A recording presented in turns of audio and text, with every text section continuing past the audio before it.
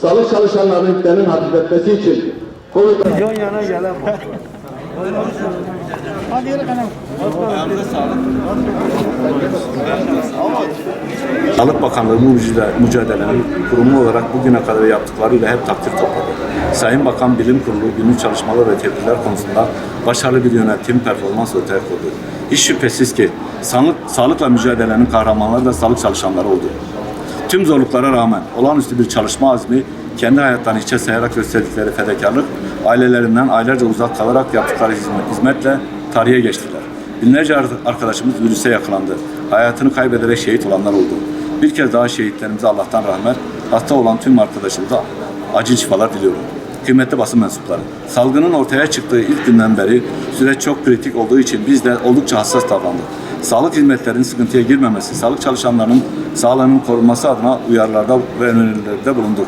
İlerleyen süreçte sağlık çalışanlarına alkışlandıklarını, milletin ve devletin her kademesinden sağlık çalışanlarına teşekkür edilip takdir edildiklerini hep beraber gördük. Her ne kadar alkışlar ve teşekkürler güzel ise de asıl meselenin sağlık çalışanlarının sorunlarını bitirmekten geçtiğini belirterek temel meselelere çözüm istedik. Çalışanların emeğinin karşılığını ödeyerek bir değer olmadığını ama alın terlerinin bir heba edilmemesinin ısrarla dile getirdik.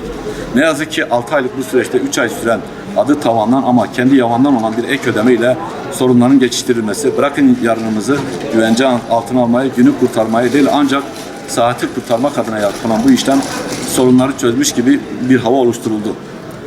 Her yanı adaletsizlik nedeniyle dökülen ek ödeme sanki ikinci bir maaş gibi gösterildi. Dünyaya övgüyle bahsettiğimiz filyasyon çalışmasında aktif görev alan aile hekimliği çalışanlarının bir kuruş bile ödeme yapılmayarak adeta emekleri yok sayıldı. Diş hekimlerimiz, ağız diş sağlığı çalışanlarımız mağdur edildi. Halbuki sağlık çalışanlarının beklediği gerçek anlamda ve adaletli bir şekilde ücretlerinin artış yapılmasıydı. Biz bu konuda taban aileye artış yapılması talebimizi gündeme getirmemize rağmen ücretlerde bir iyileştirme olmadı. Bu son çıkan ek ödeme yönetmeliği, genel idari sınıf, ambulans şoförleri, memurlar, hizmetliler, 4 deli sözleşmeliler, güvenlikçiler ve benzeri diğer sağlık çalışanları bu kapsamda maalesef yok. Kısacası ödemenin adı var, kendisi yok. Yapılan yeni düzenleme ile sağlık çalışanlarına ilave bir ödeme yapılacakmış gibi bir algı oluşturuluyor. Bu doğru değil. Geçici ve adaletsizlikle oluşturan bu 3 aylık ek ödeme düzenlemesi çalışanların emeklerinin karşılığı olamaz. Beklentileri de karşılayamaz. Buradan bir kez daha yüksek sesle haykırıyoruz. Ek ödeme değil, tek ödeme istiyoruz. Onu da maaşa zam olarak talep ediyoruz. Ancak böylelikle gerçek anlamda bir iyileştirmeden söz etmek mümkündür. Bunun dışında 3600 ek gösterge sözü bir an önce hayata geçmemiştir.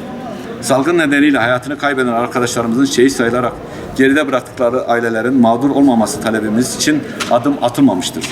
Tüm çalışanlara kadro verilerek kesintisiz süren sağlık hizmetlerinde sözleşmeli vekil ve hemşire, kamu dışı sağlık personeli gibi istihdam modellerinin terk edilmesi isteğimize olumlu bir yanıt verilmemiştir. Döner sermaye sistemi adil bir şekilde düzenlenmesi gibi konuda maalesef gelişme kaydedilmemiştir. Yıprananın kim olduğunu gördüğümüz şu günlerde makul bir yıpranma payı isteğimiz bile görmezden gelinmiştir.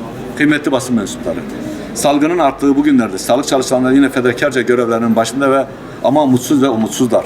Kızgın, kırgın ve yorgunlar. Fedakarlıklarının karşılığında kendilerine yapılanları görüyorlar. Hakları verilmediği gibi hak etmedikleri muameleyle karşı karşıya kalıyorlar.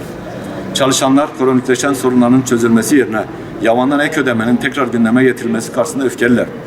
Ek ödeme yerine maaşa zam şeklinde tek ödeme bekliyorlar.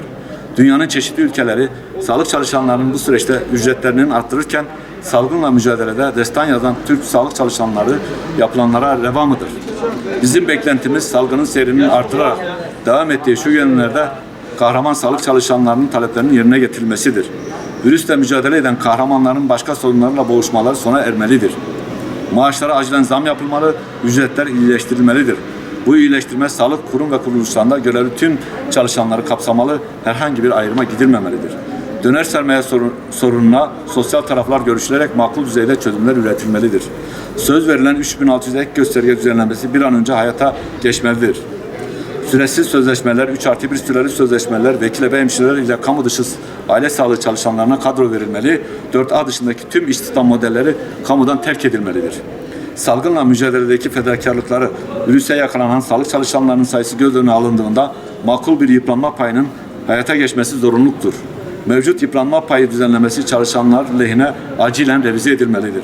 Salgınla mücadele sürecinde hayatını kaybeden sağlık çalışanları başta olmak üzere görev esnasında hayatını kaybeden tüm sağlık çalışanları yasal olarak şehit kabul edilmelidir. Bu çağrımız karşılıksız kalmamalı, yöneticiler sağlık çalışanları için üzerlerine düşeni yapmalıdırlar. Aile hekimliğinde görev yapan çalışanlara yapılacak ek ödeme beklentileri karşılamamıştır. Adli tıp çalışanlarına da salgın nedeniyle bir ilave ödeme yapılmalıdır.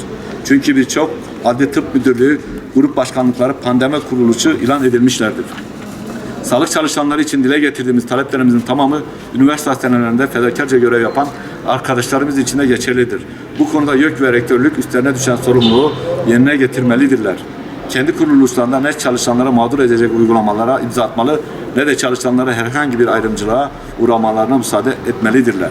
Değerli basın mensupları, bugün burada yaptığımız basın açıklamasıyla sağlık çalışanlarının sorunlarını ve taleplerini tekrar gündeme getirerek çözüm istedik. Kahraman sağlık çalışanlarının daha iyi şartlarda sağlık hizmeti sunması, daha iyi çalışma şartları ve imkanlarına kavuşması için söz söyledik. Bugün baktığımızda hastanelerden, aile hekimliklerine, sözleşmelerden hizmetlerimize, doktorumuzdan sağlık memuruna her çalışma ortak sorunları mevcut olduğu gibi hayata geçmesi zaruri talepler de vardır. Gayretimiz ve mücadelemiz bunların gerçekleşmesi içindir.